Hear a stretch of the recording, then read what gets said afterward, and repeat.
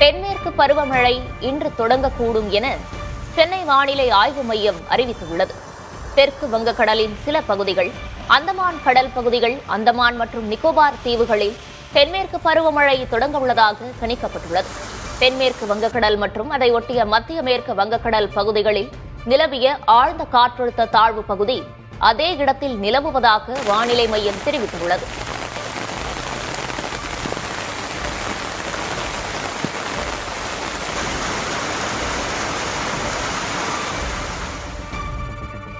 தமிழகத்தில் ஒரு வாரத்துக்கு மழை பெய்யக்கூடும் என சென்னை வானிலை ஆய்வு மையம் அறிவித்துள்ளது. விழுப்புரம், கடலூர், மயிலாடுதுறை, தேனி மாவட்டங்களில் இன்று கனமழை பெய்யும் எனவும் கூறப்பட்டுள்ளது. திண்டுக்கல், தேனி, கோவை, நீலகிரி மாவட்டங்களில் நாளை கனமழை பெய்ய வாய்ப்புள்ளதாகவும் வானிலை மையம் தெரிவித்துள்ளது.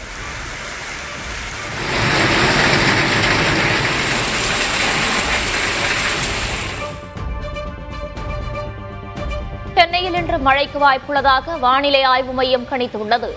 நகரின் ஒரு சில இடங்களில் இடி மின்னலுடன் லேசானது முதல் மிதமான மழை பெய்யும் என கணிக்கப்பட்டுள்ளது.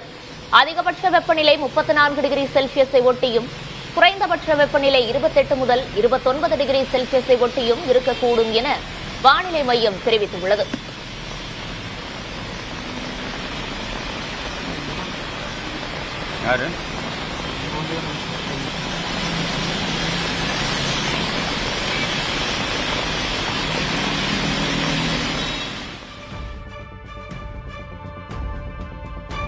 தணிந்து குளிர்ச்சி நிலவியது. செங்கல்பட்டு மாவட்டம் செய்யூர், வெண்ணாங்குப்பட்டு, ஓதியூர் சுற்றுவட்டார பகுதிகளில் இடி மின்னலுடன் கனமழை பெய்தது.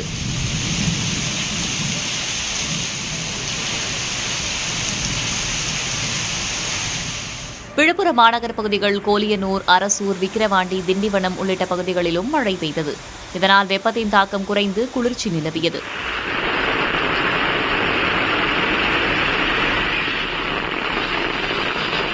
தென்காசி மாவட்டம் தென்மலை சுற்றுவட்டார பகுதிகளில் ஆலங்கட்டி மழை பெய்தது.